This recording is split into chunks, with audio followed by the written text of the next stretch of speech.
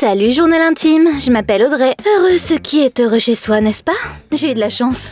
Mes parents et moi vivions dans la pauvreté, mais on était heureux. Et on se soutenait toujours les uns les autres. On vivait dans un quartier pauvre. J'allais dans une école classique avec mes meilleurs amis. On n'avait pas d'argent de poche pour faire du shopping ou manger au restaurant. Alors on se contentait de faire du vélo. Le seul truc qui me plaisait encore plus, c'était l'acrobatie. Lorsque je m'entraînais, j'oubliais tout le reste. Et je me sentais vraiment au-dessus de tout. J'étais la meilleure acrobate de mon groupe. Tu vois ce type par contre? C'est Richard. Il était presque aussi bon que moi. On n'a jamais vraiment parlé. Je savais seulement qu'il était aussi pauvre que moi et mes amis. Imagine un peu comment j'ai été surprise lorsque Richard est venu me voir un jour après l'entraînement et il m'a dit qu'il pensait que j'étais la meilleure dans notre groupe.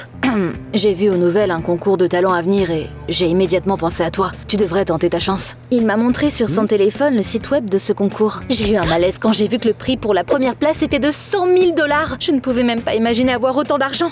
Attends, pourquoi tu n'y participes pas, toi? Je suis un peu malade. Donc je suis pas en pleine forme. Maintenant que j'y pensais, cette toux n'avait pas l'air normale. Je lui ai dit que j'espérais qu'il se rétablisse rapidement. Je l'ai remercié pour son idée géniale et j'ai couru à la maison pour demander conseil à mes parents. Audrey, c'est l'occasion rêvée de devenir célèbre et de gagner beaucoup d'argent. Vas-y ma chérie, tu as du talent et tu as toutes les chances de gagner. Leurs paroles m'ont redonné confiance. Je me suis donc inscrite au concours et j'ai rapidement passé plusieurs épreuves sans problème. L'heure de la finale avait sonné. Ah, j'étais vraiment nerveuse. Toutes les places ont été vendues et la salle était pleine à craquer. Mais mes parents et Richard sont venus m'encourager. Alors je me suis ressaisie et j'ai donné le meilleur de moi-même. Quand j'ai gagné, je n'arrivais pas à croire que c'était bien réel. J'avais gagné 100 000 $. Est-ce que je rêvais que quelqu'un me pince? Après ma victoire, je suis devenue une célébrité régionale. Et j'ai essayé de penser à ce que je pourrais acheter avec tout cet argent. À ma grande surprise, mes parents ont déposé mon argent dans leur chambre. Ma chérie, tu es encore trop jeune pour gérer de l'argent. Ton père et moi allons décider à quoi il servira. Je n'ai pas cherché à les contrarier. Ce qui me gênait, c'est qu'au lieu d'être heureux pour moi, mes amis devenaient jaloux et ça se voyait. Alors Audrey, pas trop lourde ta couronne? Quelle couronne? De quoi tu parles? Eh bien, ça ne fait aucun doute que maintenant t'es bien trop douée pour traîner avec nous maintenant. C'est absurde! Je n'ai pas changé et je cherche pas à me faire de nouveaux amis. Toutefois, mes parents ont décidé qu'il fallait que j'arrête de traîner avec des enfants pauvres et que j'essaie de trouver des amis riches et talentueux afin de créer des liens utiles. Surprise! On a utilisé une partie de ta fortune pour te transférer dans une école d'élite. Je n'étais pas vraiment réjouie d'entendre ça. Se retrouver comme nouvelle de la classe ne pouvait qu'être stressant. Mais j'ai écouté mes parents une fois de plus. Tout était magnifique dans ma nouvelle école. J'avais seulement eu l'occasion de voir de si beaux bâtiments dans des films. Et il y avait encore peu de temps. J'avais vraiment peur de ne pas réussir à m'intégrer.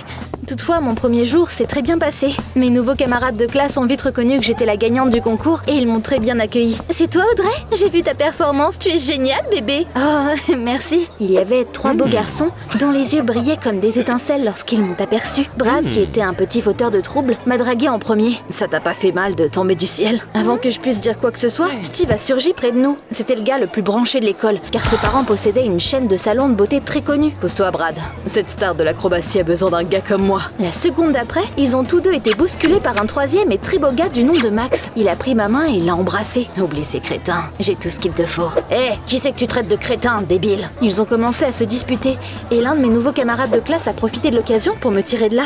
Audrey, ces millionnaires narcissiques ont déjà brisé le cœur de toutes les filles de l'école. Tu es leur nouvelle proie. Fais attention. Merci de m'avoir prévenu. Je n'allais pas devenir le nouveau trophée de chasse de ces bourreaux des cœurs. Je ne vais pas mentir cependant. C'était assez flatteur. Après les cours, je me suis perdue dans cette immense école et j'ai raté le bus. Bon sang, j'aurais dû prendre mon vélo. Puis une superbe voiture s'est arrêtée devant moi. Il y avait Steve au volant. J'adorerais ramener chez elle la plus belle fille de l'école. Je n'avais pas envie d'attendre le prochain bus pendant 1 heure, alors j'ai accepté. Steve n'arrêtait pas de se vanter de la richesse de ses parents pendant qu'il conduisait. Mais il était quand même mignon. Si on oubliait ce détail. Il a essayé de m'embrasser pour me dire au revoir, mais je l'ai rapidement remercié et je suis sortie de sa voiture. Maman et papa ont vu qu'un de mes camarades de classe m'avait raccompagnée et se sont fâchés. Tu es trop jeune pour sortir avec quelqu'un. Quel culot! C'était qui ça? Je leur ai dit que 3 millionnaires de ma nouvelle école s'intéressaient à moi. Ils ont immédiatement cessé de hurler et ils se sont mis à sourire. Oh, des millionnaires, tu dis? Oh, tout va bien alors, ma chérie. C'est toujours utile de connaître des gens comme ça. À contre-cœur, je leur ai promis de laisser une chance à l'un d'entre eux et je suis allée dans ma chambre. Je voulais me préparer pour l'école, mais j'ai été déconcentrée par les messages de mes amis. Ils avaient vu Steve me raccompagner et me demander si je me trouvais meilleure qu'eux. Je leur ai dit que je les avais pas oubliés et j'ai promis de faire un tour de vélo avec eux, comme d'habitude. Oh, je suis épuisée. Pourquoi est-ce que l'argent et la célébrité m'ont rendu la vie si compliquée. Le lendemain matin, j'ai compris que mes ennuis ne faisaient que commencer lorsque j'ai entendu mes parents se disputer mon argent. Je veux me refaire les lèvres et ressembler à Angelina Jolie. Et je veux aussi avoir les cuisses de Kim Kardashian. Non, je vais m'acheter un bateau à moteur. Qu'est-ce qui leur prenait? Mes parents étaient tellement occupés à se crier dessus qu'ils ne me voyaient même pas prendre mon petit déjeuner et partir pour l'école. Une fois arrivés, les garçons ont commencé à se disputer pour moi. Dans mon casier, j'ai trouvé des cadeaux que les 3 millionnaires avaient laissés pour moi. Un iPhone, un sac à main Chanel, des bijoux. Je ne savais pas comment réagir. D'un côté, c'était gentil de leur part, mais j'avais aussi l'impression qu'ils essayaient de m'acheter. Les autres filles de l'école m'ont jeté un regard noir. Audrey se croit importante parce qu'ils se disputent pour elle. Quel abruti. La situation devenait de plus en plus tendue. Je devais faire quelque chose avant que la situation devienne incontrôlable. Je voulais parler aux garçons, mais ils étaient trop occupés à se chamailler. Dégagez, Audrey est à moi. Rêve toujours, c'est moi qu'elle choisira. J'avais l'impression que j'allais perdre la boule. Après les cours, je suis rentrée chez moi et je me suis préparée pour aller m'entraîner. Cependant, maman m'a dit soudain que je devrais aller à un rendez-vous plutôt que d'aller faire de l'acrobatie. Ce jeune homme m'a offert des fleurs et a demandé ma permission pour t'emmener au restaurant. C'est là que j'ai vu Max. Je n'avais pas très envie d'aller où que ce soit avec lui, mais maman a insisté. Audrey, laisse-moi une chance de te prouver que je suis digne de toi. Oui, ma chérie, donne-lui une chance. J'ai dû manquer ma séance d'entraînement et aller à mon rendez-vous avec Max. Il m'a emmené manger dans le restaurant le plus cher de la ville et on a passé un bon moment. Max m'a dit que ses parents possédaient une usine de jouets et m'a promis de me la faire visiter un jour. À la fin de la soirée, on a pris un selfie et il m'a raccompagnée chez moi. Je suis fou amoureux de toi, Audrey. Est-ce que je peux t'embrasser? Peut-être une autre fois.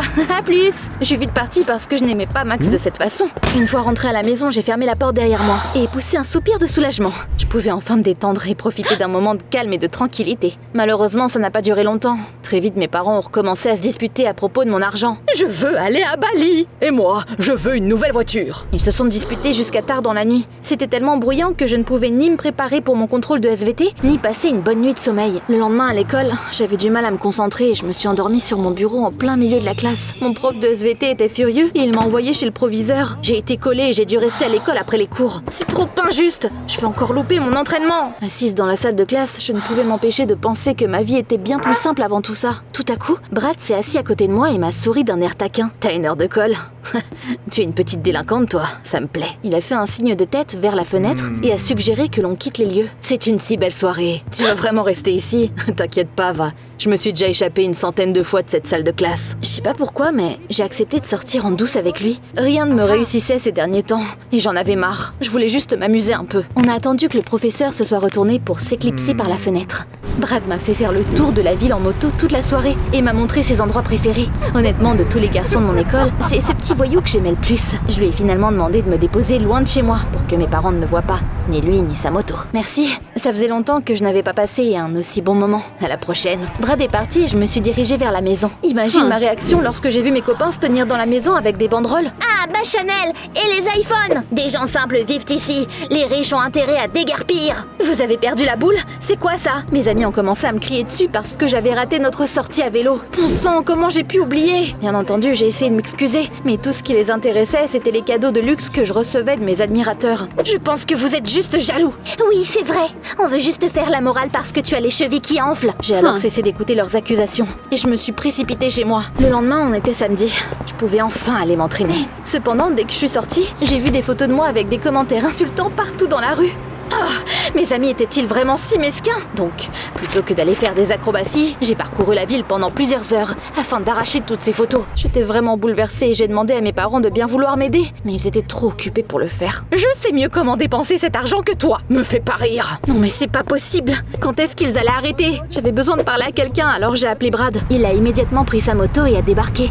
Je voulais lui parler de mes problèmes, mais il n'a pas voulu m'écouter et il m'a dit qu'il voulait s'amuser. Allez, viens, on va traverser le centre commercial en moto, ça va être génial. C'est vraiment une idée stupide. C'est moi qui décide de ce qui est bête et ce qui ne l'est pas. Compris? Quoi? C'est là que j'ai compris que Brad était un vrai psychopathe. Il ne voyait en moi qu'un trophée. Alors, je lui ai immédiatement dit d'aller au diable. Et je suis montée dans un bus. Oublie ça, je ne serai jamais l'objet de qui que ce soit. Ce cinglé m'a poursuivi pendant un long moment avant de finalement me laisser tomber. Après ça, je suis allée voir Max dans l'espoir d'avoir une vraie discussion. Imaginez le choc que j'ai eu quand j'ai vu un tas de poupées qui me ressemblaient dans sa chambre. Max m'a raconté avec joie qu'il avait donné à ses parents une photo de moi et qu'il leur avait demandé de les fabriquer. J'étais hors de moi. Est-ce que j'étais entourée de fous? Je suis pas restée dans les parages et je me suis enfuie à nouveau. Steve était mon dernier espoir. Alors je l'ai appelé. Il m'a proposé d'aller me détendre dans un des salons de ses parents. Ça ne pouvait pas me faire de mal, pas vrai? J'ai accepté, mais à peine arrivé, Steve m'a installé dans un fauteuil et a demandé à un coiffeur de changer complètement mon look. Je veux qu'Audrey ressemble à ça. Les autres gars perdront tout intérêt pour elle, et elle sera à moi. Attendez, mais quoi? Est-ce que Steve avait perdu la boule aussi? Je me suis rendu compte qu'aucun de ces gars ne m'aimait vraiment. Ils étaient juste en train de rivaliser les uns avec les autres. Ces ordures! J'ai dit à Steve d'aller au diable, et je me suis enfuie. C'est alors que mon téléphone a sonné. C'était Richard! J'étais si heureuse d'entendre sa voix. Audrey, j'étais très inquiet de voir que tu ne venais plus à l'entraînement. Est-ce que tu vas bien? Je lui ai raconté tout ce qui m'était arrivé. Cette rivalité entre millionnaires arrogants, la jalousie de mes amis et les disputes de mes parents. Audrey, tu devrais simplement faire ce que tu aimes. Le reste suivra. Ça m'a fait un bien fou de parler à Richard. J'ai écouté ses conseils et je suis venue m'entraîner le lendemain. Ma vie était un désastre, mais l'acrobatie et Richard sont devenus mon salut. Ce qui m'a gênée, c'est que mon ami toussait encore beaucoup. Je serai bientôt rétablie, t'inquiète pas. Mes soi-disant amis n'arrêtaient pas de se moquer de moi. Et ces riches bourreaux des cœurs ne me laissaient pas tranquille non plus. Heureusement, j'ai trouvé le moyen de faire d'une pierre deux coups. J'ai pris tous mes cadeaux de luxe et je les ai envoyés à mes amis. C'était évident que c'était ce qu'ils voulaient. Ensuite, j'ai proposé que nous allions faire une balade à vélo comme d'habitude. Mais au lieu de les rejoindre, j'ai attiré mes admirateurs. Il ne restait plus qu'à regarder le spectacle. Au début, mes anciens amis et aspirants amoureux semblaient perplexes. Mais après, ils se sont répartis en binôme et se sont bien amusés. Ils étaient parfaits les uns pour les autres. Pendant ce temps, je suis allée à l'entraînement. Richard n'était pas là. Je me suis inquiétée et je l'ai appelé. Sa maman a répondu au téléphone et m'a annoncé une terrible nouvelle. Richard était gravement malade. Il avait besoin de se faire opérer, mais sa famille n'avait pas les moyens de le faire. J'avais les larmes aux yeux, mais je me suis ressaisie et j'ai couru à la maison.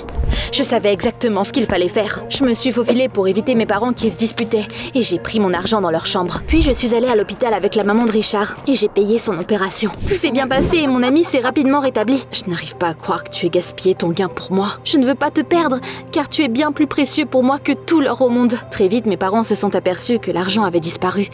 Quand ils ont découvert dans quoi je l'avais dépensé, ils ont piqué une crise. Cependant, je les ai rapidement remis à leur place. Regardez ce que vous êtes devenus. On était si heureux avant. Comment avez-vous pu laisser l'argent vous séparer autant? Sur ces mots, je suis partie comme une furie et je me suis enfermée dans ma chambre. Le lendemain matin, j'ai entendu maman et papa rigoler et se parler calmement pour la première fois depuis longtemps. Chérie, on a vraiment honte de nous. La richesse nous est montée à la tête. Tu as fait ce qu'il fallait. On aurait dépensé tout cet argent bêtement, mais toi, tu as choisi de sauver la vie de ce garçon. Je les ai pris dans mes bras. C'était tellement génial qu'ils reprennent leurs esprits. Au bout d'un certain temps, Richard est sorti de l'hôpital et je suis retournée dans mon ancienne école. Mes anciennes copines avaient révélé leur vrai visage et se vantent désormais de tous les cadeaux hors de prix que leurs petits amis millionnaires leur offrent en permanence. Mais je m'en fichais. Après tout, j'ai compris que l'argent n'avait rien à voir avec le bonheur. Pour moi, ce qui comptait, c'était la paix à la maison, mon passe-temps préféré. Et Richard, t'es-tu déjà fâché avec des amis pour une question d'argent? Dis-le moi dans les commentaires ci-dessous. Et n'oublie pas de liker cette histoire.